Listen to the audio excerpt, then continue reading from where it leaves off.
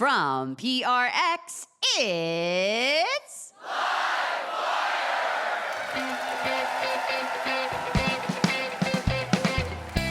This week, writer Chuck Klosterman.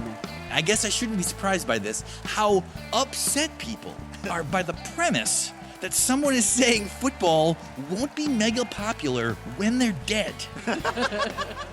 Poet Sasha Debevec-McKenney. I think sometimes people think of poetry as like inaccessible. So a title is a good place to be like, here's what's going on. With music from Laura Gibson and our fabulous house band. I'm your announcer, Elena Passarello, and now, the host of Livewire, Luke Burbank. Thank you so much, Elena Passarello. Thanks to everyone for tuning in from all over America for this week's Livewire. We got a great show in store for you. We got to kick things off, though, the way that we always do, with the best news we heard all week. This is our little reminder at the top of the show. Elena, I keep thinking someday we won't have to do this segment, but it's more relevant than ever. We won't have to start the show by saying, maybe you need some best news. Gee, I wonder why. Exactly. There is good news happening out there in the world. Elena, what is the best news you've heard all week? Okay, the best news is the news. The worst news is that I'm going to have to pronounce Dutch words. So okay. Stick with me here, Burbank. This is a classical music story from Amsterdam. They have a huge concert hall there called the Royal Concertgebouw. Okay. Which I think just means the Royal Concert Hall, but it's known around the world for its supreme acoustics and all the world-class musicians that it attracts. And like most symphonies and classical music spaces, they're always on the lookout for ways to bring younger generations into the venue, which can be kind of tricky. Yeah, it can seem a little stuffy if you're a teenager. Or not for you. So during the pandemic, when students were looking for places to study, the Royal Concertgebouw opened up their doors because it's a big, massive, cavernous space. And then they were like, well, if everybody's here studying in our beautiful plush red velvet chairs, why don't we have a couple of musicians come and play music for them? And of course, that was extremely soothing. Classical music, if it's not opera, it doesn't have any words in it, so it doesn't crowd your language center. And the students, the college students around Amsterdam, were really into it. So now it's a regular thing. Certain afternoons, folks can pay under $3. It's like €2. And they come in, the Wi-Fi is posted everywhere. You can get a cup of coffee and come and sit down. And the footage is great. It's of these very studious looking younger adults with their laptops out, kind of huddled together, working through problems and equations. And then on the stage are these 2 or 3 musicians in their beautiful concert gear, like long dresses, playing cello, like Paco Bell's Canon in D, which we used to call Taco Bell's Canon in D when I was an orc dork growing up in Gwinnett County, Georgia. They also play like Studio Ghibli soundtrack music, Nice. So yeah, it just seems like such a great way to meet people who love music where they are. And I hope that we have something like that close to me soon, and I can pretend to be a young person and go participate. I got really fortunate because growing up, my very best friend, Peter Williams, was a very serious cellist. So I was, sort of dragged to so many classical music performances throughout my teenage years, and I ended up really loving that style of music. But if not for that, I would have no exposure to it. Yeah, it's such a great part of human culture and Western culture. So any chance to get people closer to it is such a great idea. Love that. The best news that I heard all week comes to us from the Orkney Islands off of Scotland. When I say Scotland, what do you think of, Elena? Plaid. Bananas. Where there's a Tesco in Kirkwall on the Orkney Islands where the guy was trying to order 380 kilograms of bananas. Okay. That's about the amount of bananas they sell at that Tesco in a given week. But there was a typo, and they ended up sending him 380 wholesale boxes of bananas, which is over 38,000 bananas. That's like the Harry Chapin song, 30,000 pounds of bananas. Exactly. Here's the issue. 38,000 bananas is more than twice the number of bananas that there are people that live in Kirkwall. So the whole island is trying to figure out what to do with. They can't send the bananas back because there was some storms, and so the return ferry was not able to go back to the mainland. So they've got all these like Facebook groups that have popped up for like tips on what to do with bananas, like make banana bread or freeze the fruit or chop them up or all these things. They've got like kids soccer teams are showing up to get the bananas, retiree groups, all kinds of different people are just grabbing as many bananas as they can take because they got too many bananas. Yeah, smoothies for everyone, right? Exactly. They need to do what my mom was a big banana bread maker when I was a kid. And I think it was because she would often buy marked down bananas that were very, very bruised and unappealing at the grocery store. And then she would freeze the bananas until she decided to make some banana bread. And I remember she would pull this chunk of frozen bananas out of the freezer and she had this joke she would do where she would pretend she was really mad at the bananas and she would throw the entire ice ball down onto the kitchen floor and say, "I've had it with these bananas."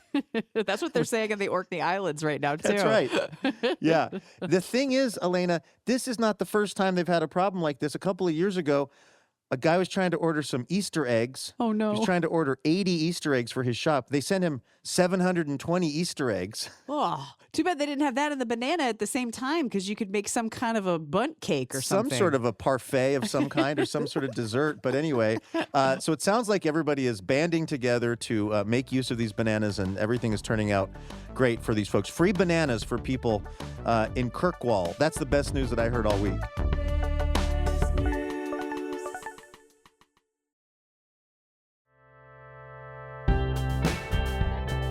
All right, let's invite our first guest on over to the show. He is probably the only person who both served as the ethicist for the New York Times Magazine and also self-identifies as a football psychotic, which is something that he explores in depth in his latest book, the very economically titled Football, which is a deep dive on the sport that has come to dominate life in this country, despite being designed kind of terribly, actually. Esquire calls this another masterwork from one of our greatest minds. Take a listen to Chuck Klosterman, recorded live at the Alberta Rose Theater in Portland, Oregon.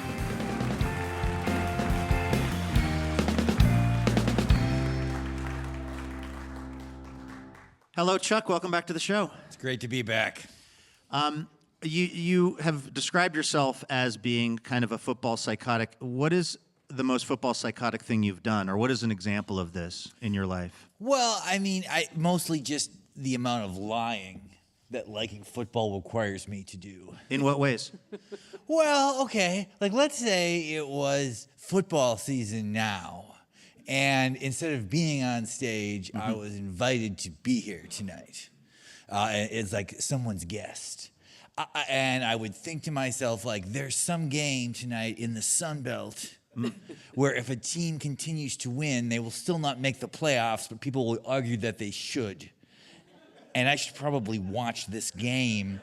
So I'll have to tell people that somehow I'm doing something like, oh, I don't know, my kid has tuberculosis or something. I come up with some reason not to go out. I do, like, it's almost a relief that when football season ends. Yeah. Because I no longer have to make up all these reasons not to do things.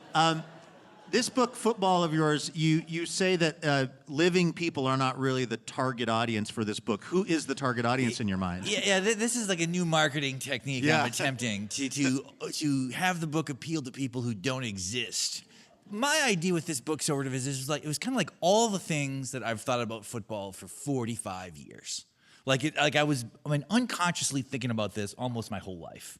And then at one point I decided I wanted to do a sports book, and it seemed very clear to me that it had to be football. Because you considered basketball for a brief moment, right? Well, yeah, basketball when I was growing up was my favorite sport. As a sport in a vacuum, I think basketball is a better game. But writing about sports and culture in America, to pick anything other than football is just insane. It would be like if I was like, well, I'm going to do my all-encompassing book about how music has informed the American experience. So I'm writing about reggae. That would make it would make no sense, right? It would make no sense to do that. So if you're going to write about sports in a meaningful kind of socio-cultural way, football is the only choice in this country. Like, it's not just the most popular sport. It is more popular than all the other sports combined. One thing that I mentioned in this book, it's kind of a known thing, that like in the year 2023, of the 100 most watched television broadcasts in the country, 93 were NFL games, and then 3 more were college games. Wow. And everything else in society fits into those last 4 slots. You know, it's like, there's no comparison of that with any other sport. There's no comparison of this in other countries. Like, you know, it's soccer is the dominant sport in Europe and South America. It doesn't have this kind of sort of consumer popularity in terms of that it just kind of overtakes not just the other games around it, but everything else to experience. Like, baseball's huge in Japan, but there would never be a situation where 93 of the most watched television shows in Japan are baseball games. That would never happen. Well, you put forward a really interesting theory in this book about why that's the case for football, which I want to talk about after this quick break. That's called a forward promotion, people. It's Livewire from PRX. We're talking to Chuck Klosterman about his new book, Football. We got to take a quick break, but we'll be back with much more Livewire with Chuck in just a moment. Stay with us.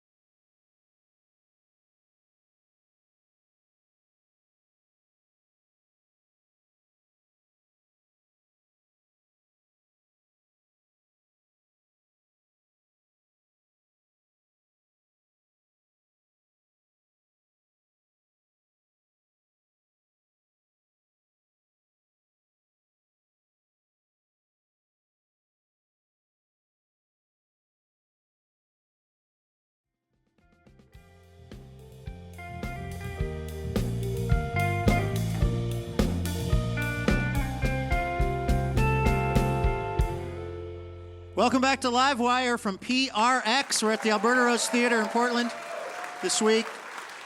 I'm Luke Burbank here with Elena Passarello. We are talking to the great Chuck Klosterman about his latest book. It's called Football. You actually played football as a kid, but you point out in this book that actually is an increasingly more unique scenario, which is to say most people don't play football. And fewer people are. And that's one of the weird things about the popularity of the sport is that most people don't have a strong personal connection to it, having grown up doing it. And it's also, you point out, impossible to recreate. Yeah. Normal life. Unless you're in an NFL game or a college game, you have no way of making that kind of thing happen. It's a unique aspect of the game in the sense that it's very difficult to simulate it recreationally. Like, you know, if you're a high school basketball player, you can go to a gym and get into a pickup game, and it might feel in many ways similar to the game you played when you were a younger person. If you ran track in high school, you can always go for a run. You know, if you can golf your whole life. Almost every other sport there's some way. Even if it was like you've played baseball, well, now you can play slow pitch softball, which isn't the same but similar. Yeah. But football isn't like that at all. I mean, if we took 22 people from the audience here and we broke them into 2 teams and said, like, okay, we're going to figure out a way to, like, stage a football game, it would take several hours just for everyone to figure out, like, where they're supposed to stand. Like, what plays are we going to use? We got to get all these officials. The game begins. 6 people go to the hospital immediately. I mean, it's like, because every version of football that is not official is I hate to say fake, but sort of is. It only works for the kids in high school playing, the small sliver of people who play at college, and the very small sliver of pros here and in Canada and stuff. That's it. Those are like the number of people in this country who can actually play football, I don't mean the ability to, have the opportunity to, is extremely small. And then kind of paradoxically, it is by far the most popular thing to consume as entertainment. I mean, there are so many things about football that are so counterintuitive that it would make no sense if you explained it to someone who had never heard of it before. And yet all of those sort of incongruities together sort of make it separate from the rest of society. Yeah, like you point out that if you were inventing football in 2026, you would never make the rules the way they are. Right. You would never show it on TV the way they do. Like, what are the things about football that seem like a deficiency that actually, for some reason, make it popular? Well, I mean, okay, there's the most obvious one, is that, so the game takes about 3 to 3.5 hours on television. And in 2011, the Wall Street Journal did this sort of, I guess, research project where these guys measured how much football actually happens in those 3.5 hours. And it's 11 minutes, right? Okay. Now, this is confirming the okay. suspicion of a lot of non-football Yes. fans No, in the audience. exactly. Because whenever Amazing. this comes up, this is always used as a way to just sort of detract from the sport. It does sound crazy. If we were, say, focus grouping a new sport, and my thing was like, okay, here's the deal. It's going to take all afternoon. And most of the time, guys are just standing around while the clock is moving. People be like, I think you got to kind of retool this or whatever. You'd say, but here's the thing. Our conscious brain tells us that what we want is nonstop excitement, that we want wall-to-wall action. That's what we're sort of conditioned to think that we desire. But that's not what we want subconsciously. Subconsciously, we want little moments of intense energy with these periods where we can think about what we saw and what we might see next. You know, a football play lasts, say, 4 to 6 seconds, but it's hyperkinetic, it's very violent. There's 22 guys moving kind of in a rehearsed way. You're hearing collisions you can't actually see. There are often moments where, say, the quarterback throws the ball deep, and everybody is unaware if the guy's open or covered or he's throwing the ball away. We have no idea the way it is shown on television. And then it stops, and you can think about what you saw.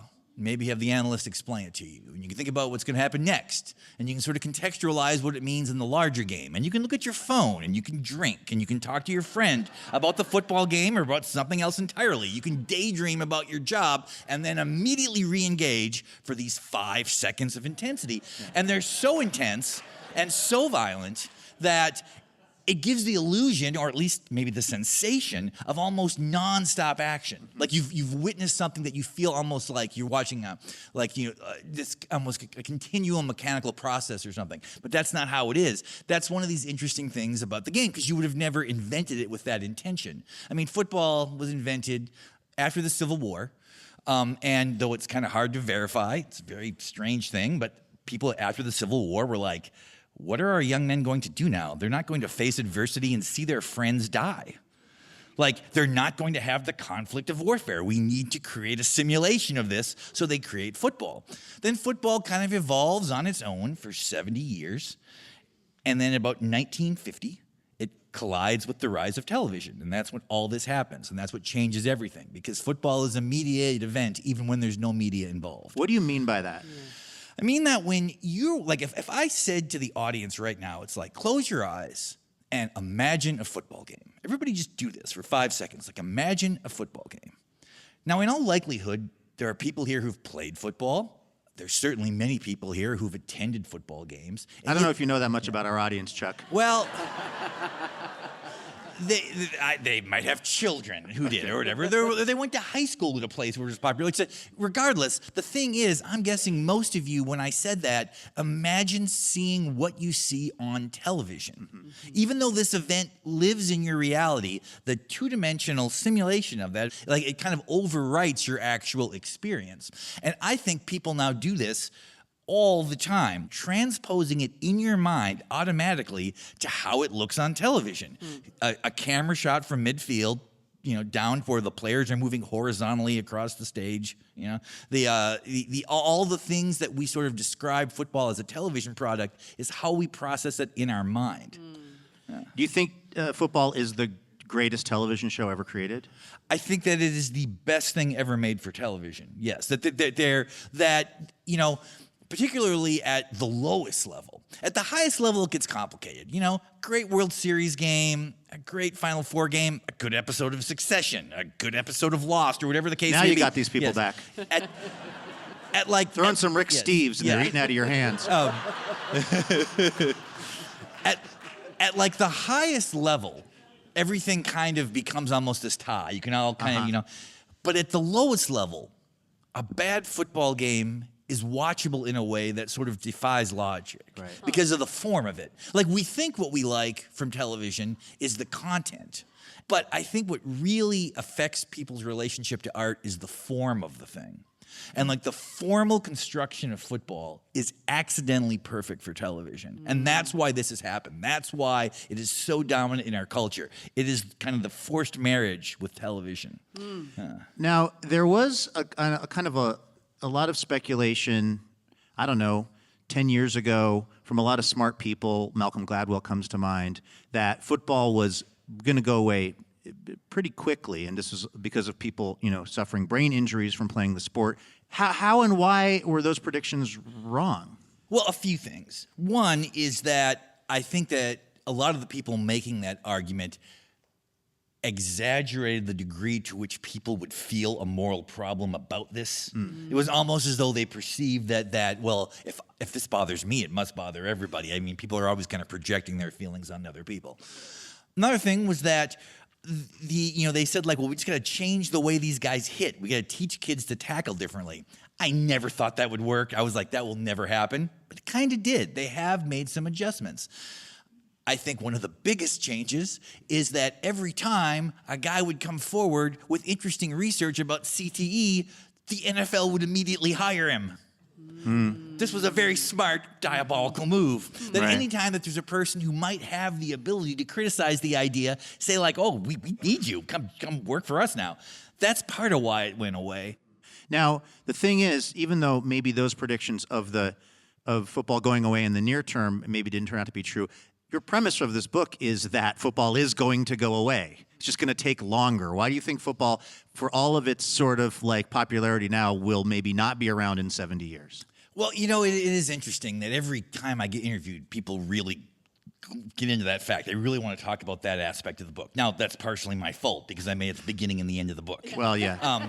But also what is interesting is what I am essentially saying is 2 generations from now. So I kind of use the year 2070, where I kind of think 2 things will happen. And it's a long section of the book at the end, but it's like one has to do with, I think there's going to be changes in sort of the economic relationship, specifically with television advertising to these things. And because pro football and now college football is both sort of in this situation where it can only get bigger. It cannot stay the biggest sport. It's got to be bigger, bigger, bigger. It's got to expand.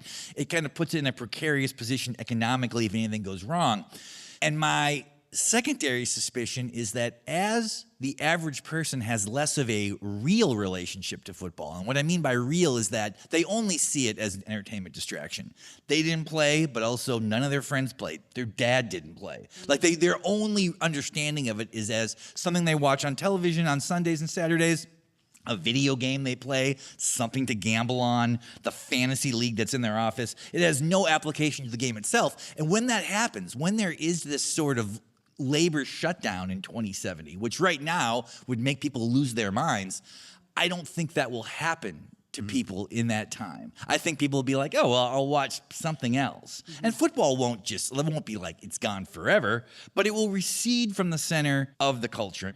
But also the weird thing to me is that I'm saying this is going to happen in 2070, right? So what I'm basically saying is like the way things are now will not be this way in the future. And people are like, no, it will be exactly the same. By the way, people, none of whom will be here. Yeah, well, no, it's really been surprised. I shouldn't say it surprised me. I guess I shouldn't be surprised by this. How upset people are by the premise that someone is saying football won't be mega popular when they're dead. Like it really does illustrate how meaningful it is to people. Like, I mean, I kind of feel like you can make a bunch of arguments why I might be wrong about this. I probably will be. I'm wrong about lots of stuff. However, the point in my favor is that, like, what in the history of mankind has stayed mega popular forever? Nothing. That, of course, as the society changes, and it's going to change, the biggest things are the least sort of suited to change. They're the least flexible. Small things are able to sort of evolve, but big things just kind of implode, and that's what's going to happen at some point when I will be dead, and so will you. That's right. Yeah. Final question. I don't know if this is really fair to ask you to try to weigh in on, but you're good at this stuff, so let's try. Do you think whenever football kind of moves off of the center stage of our lives, in whenever this point is, when most of us are not here, and they're trying to look back on the era of when football was so dominant, were our lives made better by the existence of football, or worse? Like, is it a net positive or negative in your opinion? I do think in some ways it is close. Simply, and the reason I say that is because anything that big and that dominant seems in some ways troubling, right? Like, nothing in society should be that sort of culturally all-encompassing or whatever. But I wouldn't have written the book if I didn't believe that overall football is a net positive for society for a whole bunch of reasons, Some of them are kind of superficial, I think, but some of them are more profound. An argument that is often made against football will be like, you guys are all sitting around on Sunday watching these people pretend to hurt each other for nothing. It's all an exhibition in a lot of ways. There's so many more important things happening in the world. But, we're always doing this thing where we're sort of like, well, this is just something that has been invented to keep people from thinking about things that really matter. But when we talk about things that really matter, what are we talking about? Well, the lives of other people, right? The value of other people's lives. Well, what makes anyone's life valuable?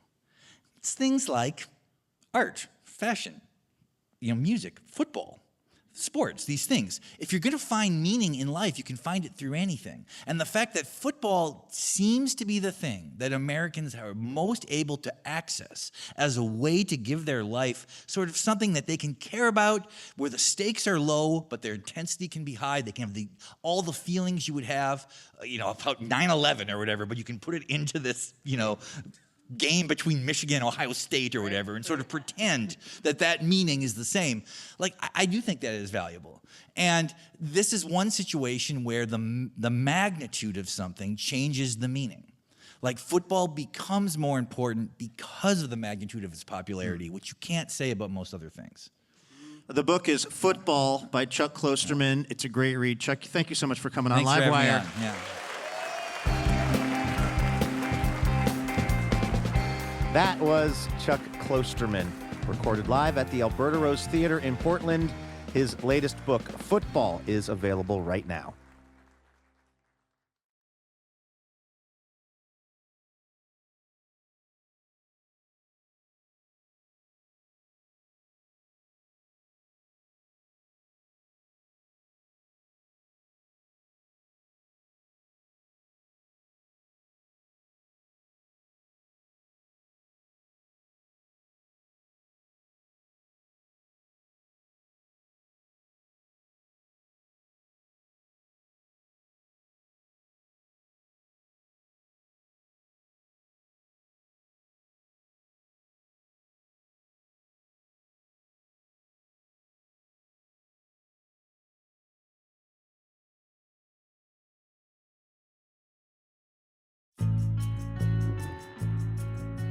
This is Livewire from PRX. Okay, our next guest's debut poetry collection, Joy Is My Middle Name, was called an essential read by The New Yorker, which also describes the book as being a sharp, funny debut by turns zany and deadpan, ecstatic and enraged. Her poems perfectly describe that experience of sort of crawling through your 20s and then emerging into your 30s without figuring out as much as you thought you were going to. It's also about U.S. presidents and the movie Babe. Take a listen to this. It's Sasha Debevec-McKenney, recorded live at the Patricia Research Center for the Arts in Beaverton, Oregon.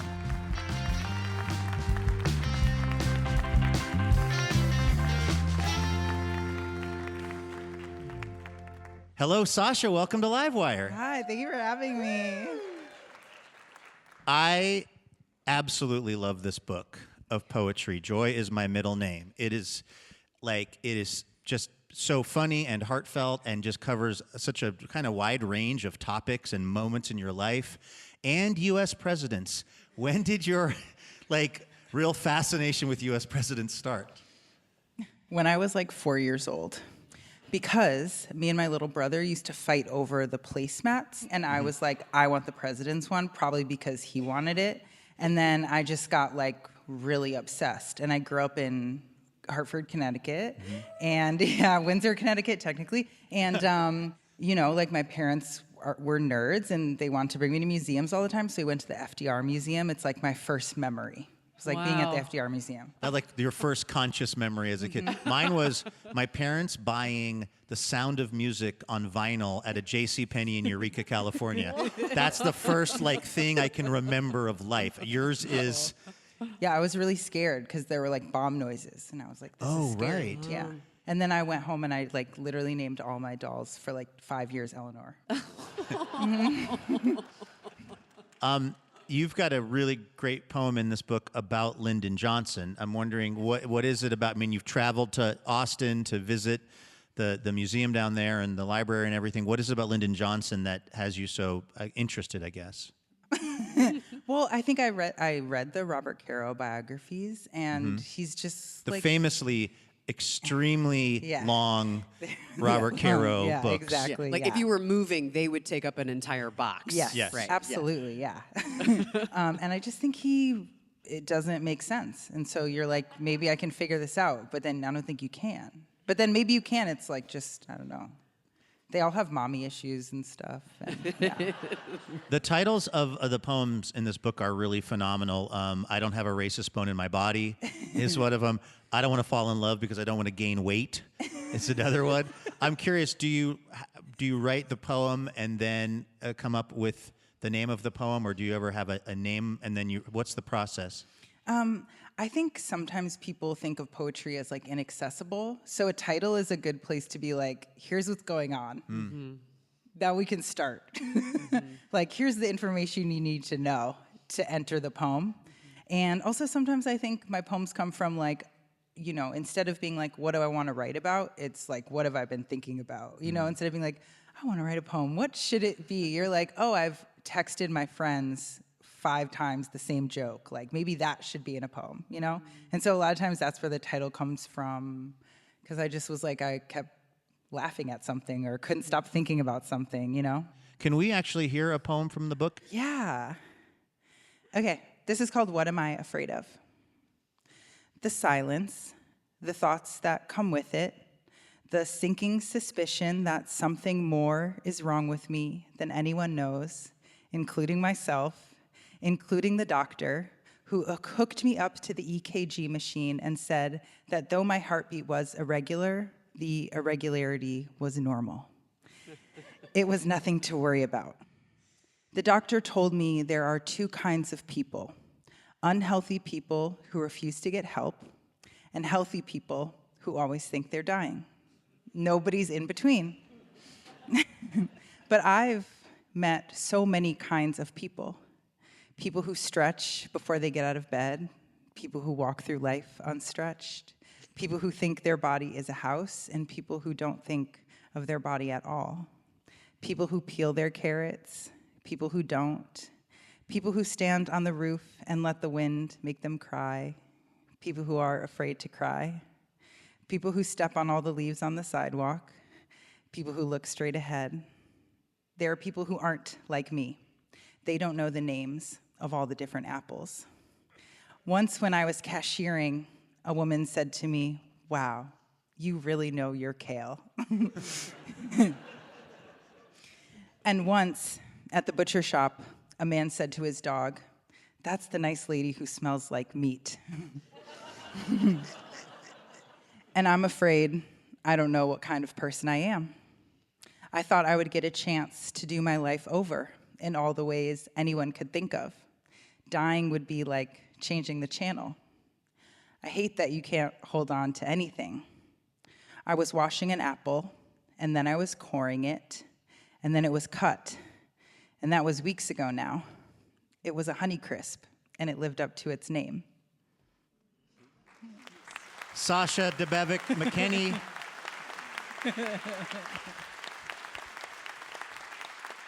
Reading from her book, Joy is My Middle Name.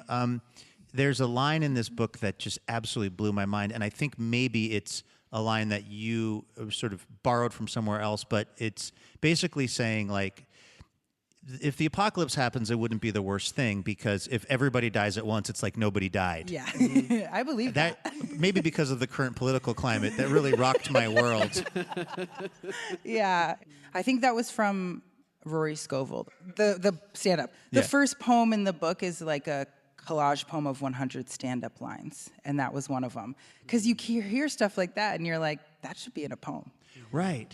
And you listen to a lot of stand-up comedy, like as a kid and also as a person just who was making poetry, but you're like listening to like Daniel Tosh in your Yes, headphones. literally. Yeah. And I think, I like to make people laugh. And like when I was in high school, I read a poem once to like my other students about getting my teeth knocked out.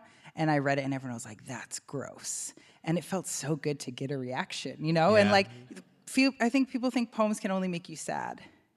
But it's nice to make people laugh. Have you tried stand-up comedy? No. No, maybe I should. I have one poem that kind of has a punchline, so maybe I'll try it out. Does a poetry punchline, is it subject to the same rules as a stand-up punchline, or is it a different breed of cat? I think so, but maybe it's harder because the last line of a poem, it always feels like it's going to hit you over the head anyways, So you got to be careful. Could we hear another poem? Could we hear stand-up routine? Absolutely. Also, I wrote this in probably like April 2020, so that's the mental state I was in. Okay. So this is pandemic Where I era start Sasha. This, yeah. Or like, yeah. Not that I'm less crazy now, but Okay. okay. This is called stand-up routine. So, I was watching Babe last night. The movie where the pig herds sheep? And I can't stop thinking about the people in the crowd at the sheep herding competition who saw the pig herd sheep. I mean, go rewatch the movie. You can see some of these extras giving the performance of a lifetime. Their lives change on their faces. They've just seen something truly remarkable. Like, imagine you've been going to sheep herding competitions your whole life. You grew up doing it. Your father did it, his father. And now you want your grandson to herd sheep. It's only right and natural. And so one Sunday, you take him to lunch at your favorite diner, and you tell your favorite waitress you don't need another refill. And then the two of you drive out to the sheep herding competition. And you sit smugly on the benches, knowing exactly what to expect. And then the pig comes out and herds the sheep.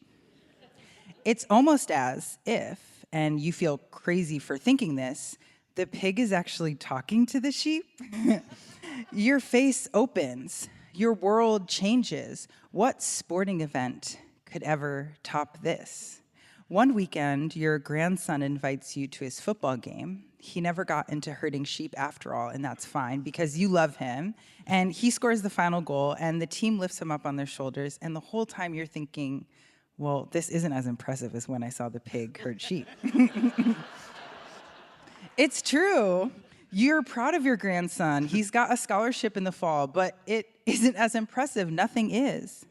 You used to love the bacon and tomato sandwich at the diner, and the bacon was thick and the black pepper was freshly ground, salt flakes, fat, but it's not as good as when you saw the pig herd sheep.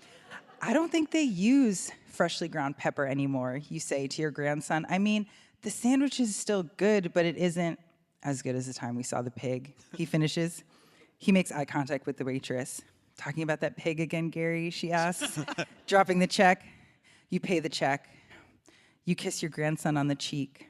He leaves for school tomorrow. You promise yourself you will relearn how to be impressed by your life. You will try to see something every day that could possibly be better than seeing the pig herd sheep. You go to the grocery store. You buy white bread, name brand mayonnaise, thick cut bacon. You thank God it's tomato season. You remake the sandwich from the diner exactly the way you like it. It isn't even hard. The sandwich is perfect.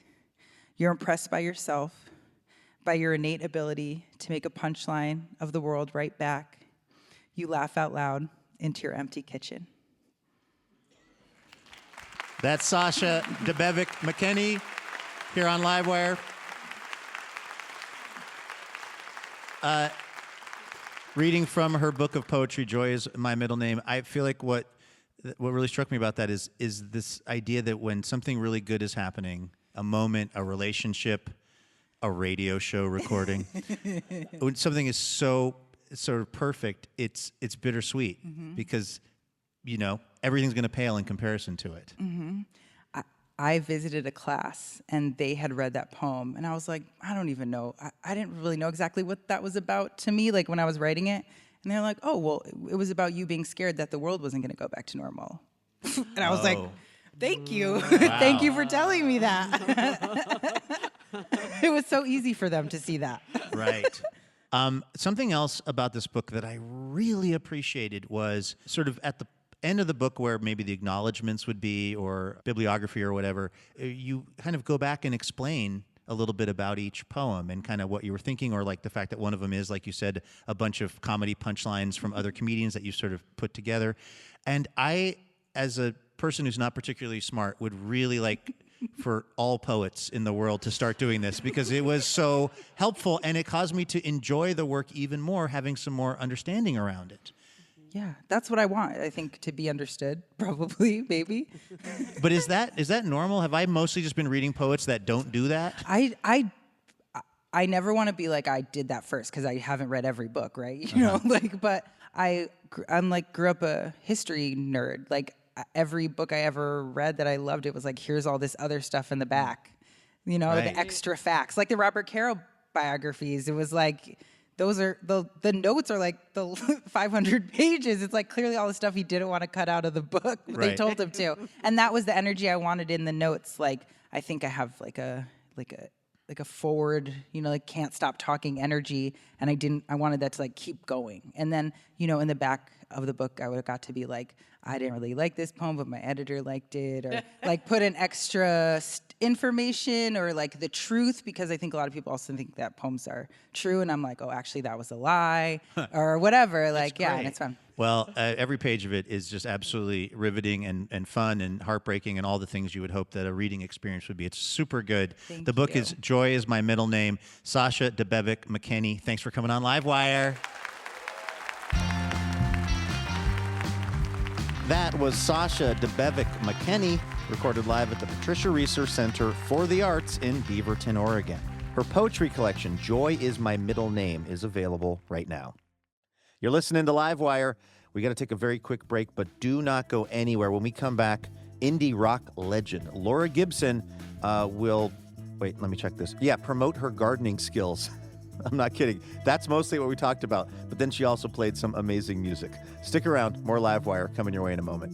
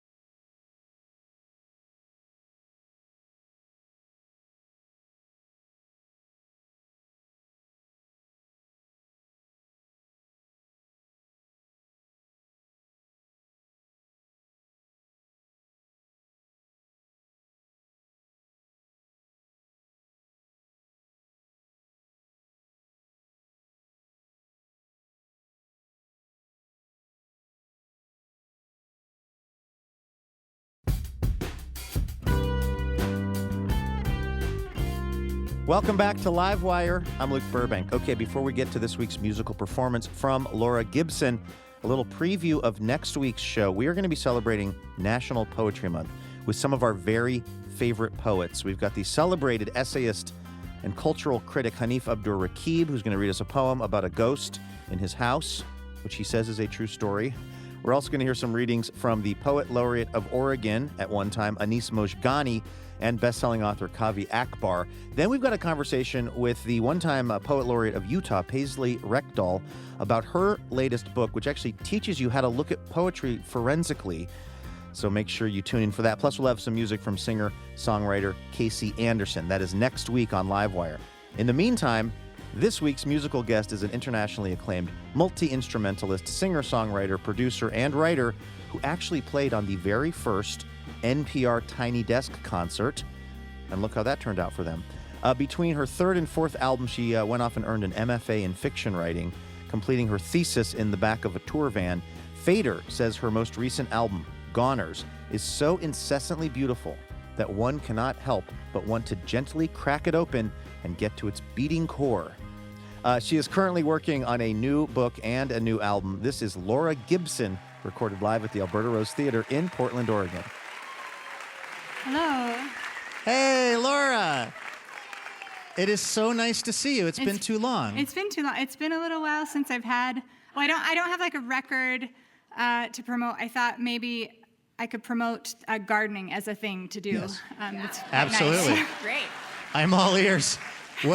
What's going on with you and the subject of gardening? Well, I live quite close to the Alberta Rose, so I actually sound checked and then went and did some weeding in my yard, and then came back.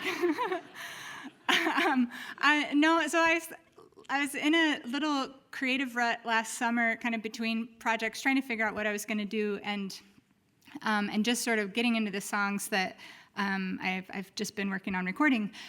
And so I started gardening. My mom is a master gardener, so she had great advice. And it was really nice because I got working on the front yard, and Portland is so encouraging. And so it was this moment that I wasn't sure what I was doing, and suddenly everybody that walked by would say, "You're doing a good job." Oh, nice. And then I just, like, people, like, it's the thing you always want to hear, and then people would walk by and be like, "You're making good choices and your hard work will pay off." And so it was very affirming, and you can tell. And I also was like, I started it as this thing that was my, this is just for me. It's not for, because I've spent a lot of my life on stage and receiving attention from people, and it's very nice. But I didn't mean to garden to that way, but it ended up being very, very affirming. And I know because my backyard is became quite overgrown. It's like a mullet. You were growing. They can't see that. You can't get your compliments in the backyard. Yeah. You were gardening towards the affirmation, which was the front yard. It's true. No Yeah, one's I just walking through can't the get away. backyard. I just made a stage out of my front Right. yard. Well, Laura, what song are we going to hear? I'm playing new stuff. This might be a potentially terrible idea to try out new songs on the radio, but this is a song called Sylvia. All right, this is Laura Gibson here on Livewire.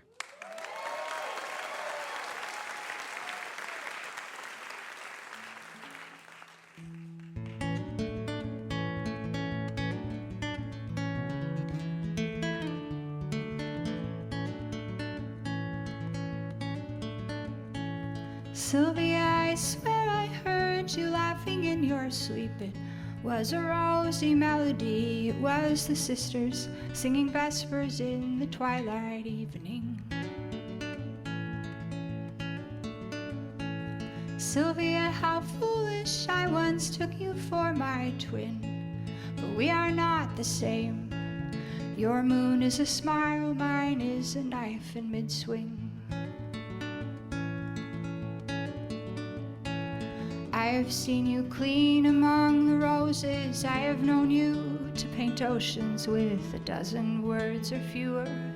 I have seen you pleased among the dogs in running braless. In your house dress, I have nothing to declare about your sorrow.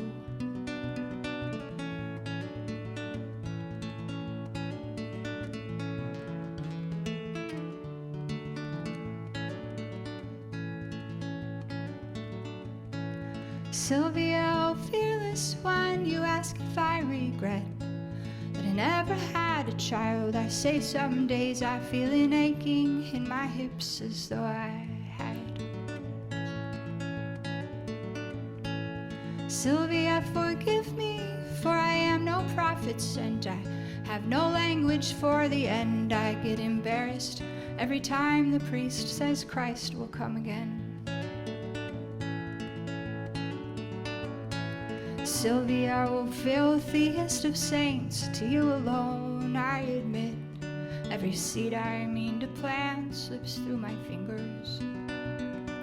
You know I am too quick to undress, to let my body be possessed. Oh, you know I have no will to speak of.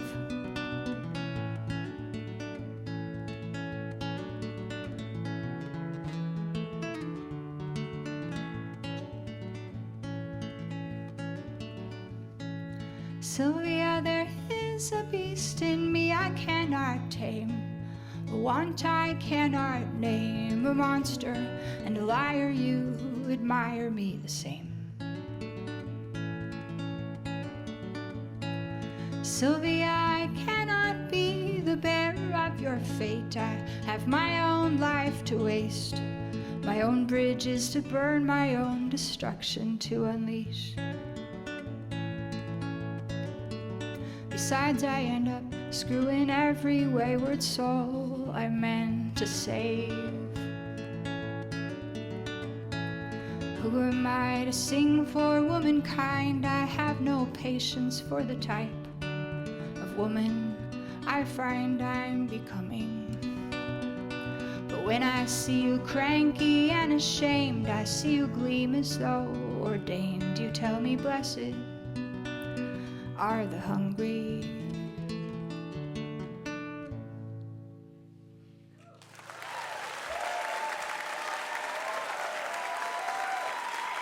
Oh my goodness. Laura Gibson right here on Livewire.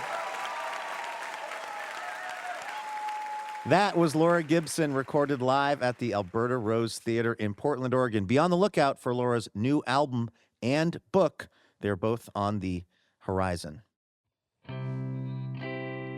All right, that's going to do it for this week's episode of Livewire. A huge thanks to our guests, Chuck Klosterman, Sasha Debevec-McKenney, and Laura Gibson. Laura Haddon is our executive producer, and Melanie Sevchenko is our producer and editor. Eben Hoffer is our technical director, Trey Hester is our assistant editor, Valentine Keck is our operations manager, and Ashley Park is our marketing manager.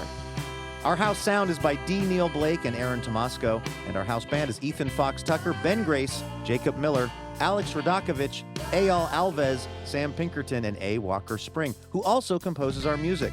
This episode was mixed by Eben Hoffer and Trey Hester. Additional funding provided by the Marie Lamfrom Charitable Foundation. Livewire was created by Robin Tenenbaum and Kate Sokoloff. This week, we'd like to thank members Heidi McNamee of Portland, Oregon, and Duncan Haas of Seattle, Washington. For more information about our show or how you can listen to our podcast, head on over to livewireradio.org. I'm Luke Burbank for Elena Passarello and the whole Livewire team. Thank you for listening, and we will see you next week.